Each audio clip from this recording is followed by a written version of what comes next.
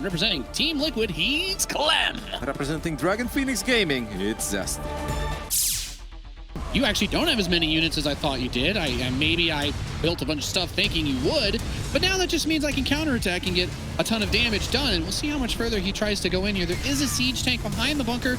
Zealots not really known for their fear of siege tanks, and once they get on top of the SCVs, that splash gets annoying, so the Phoenix are going to try to remove the tank from the equation while the Zealots continue to push through that choke. I am watching 7 slow Zealots into the Terran, walk into the Terran natural 7 minutes into the game.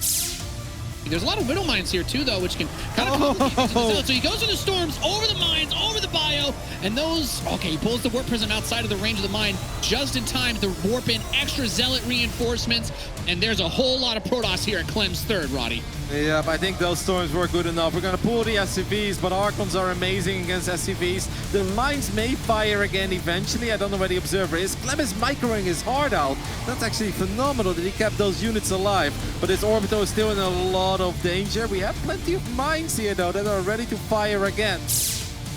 As I believe Clem is trying to start guiding. I mean, we got to address the upgrades, Nate. Clem is about to be 2 full upgrades ahead. I mean, obviously, oh, there's a Widow Mine.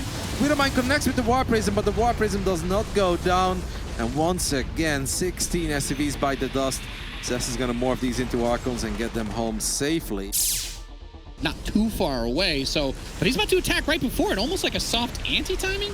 Yeah, there's a couple of Widow Mines connecting with the Zealots. EMPs landing on the main army. We've got Vikings in the mix too. The Storms are all right, but I'm afraid they are not good enough.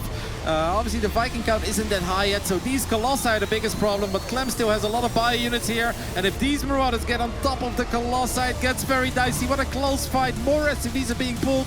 Nathanius, I think Clem will barely be able to hang in there. Yeah, those Marauders you were talking about getting so much done. The Colossi are the only units to survive. Clem is now even going up to a 5th base. I think that's getting a little bit too carried away, because what he needs to do is deal with this Protoss army. Yeah, now I like he pulls the Zealots back so that the Colossi can kill the Widow Mines first. Now he has that high ground position over this area. It's a couple Stalkers, a couple Archons to deal with just 2 Vikings. Shouldn't be too much for the Colossi to deal with. The Prism as well, adding in a little bit of juggle factor on that. But once those Zealots die, Marauders, they love Stalkers and Colossus. He's making more Zealots, Nate. What? He's got 43. Yeah, you know, this is when you take the once you pop you can't stop, when you take it too far. We're at 43 goddamn. Look at this. Look, is he playing Zerg? What's going on over here? Okay, the 300 Spartans charge into a 5th base and it has to lift into the air. Some feedbacks on the Ghosts, trying to get rid of some of the EMP potential, I assume? The Orbital was so low. I mean, I know that Zealots don't shoot up, but he was so damn close to picking that thing up. It is nothing but Zealots, Guardian Shields, here we go. And we are going to kite for days, Nathanius.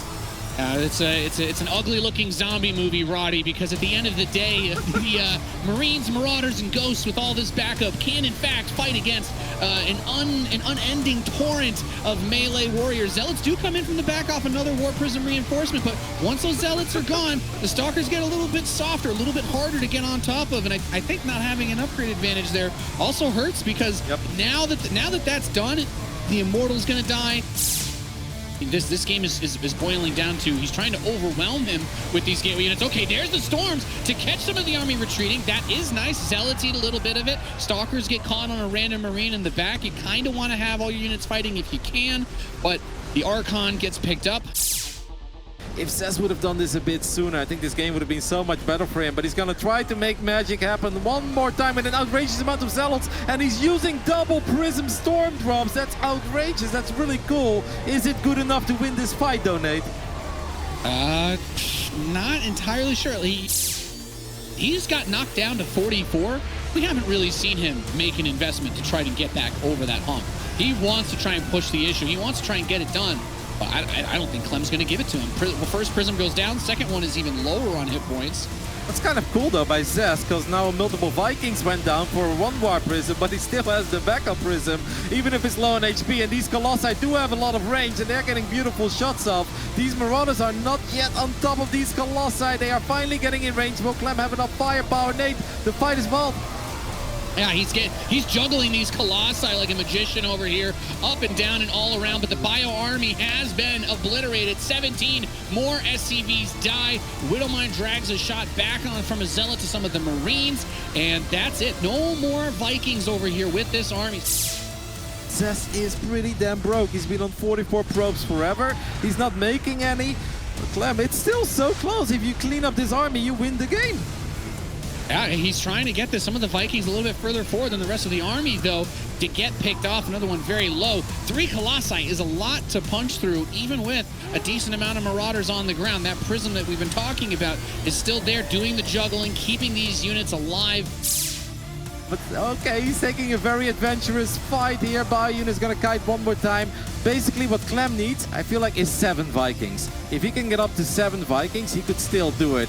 But Zest obviously knows that he's on the clock too, and he wants to prevent this at all costs. Yeah, what a crazy, crazy game this turned into. You know, I'm also realizing now that there's no gas income anymore for Clem. He hasn't taken geysers on any of his bases, so he's kind of, he can only build Marines. A medevac gets killed, and that's it. He taps out. He can't build anything to fight against that army.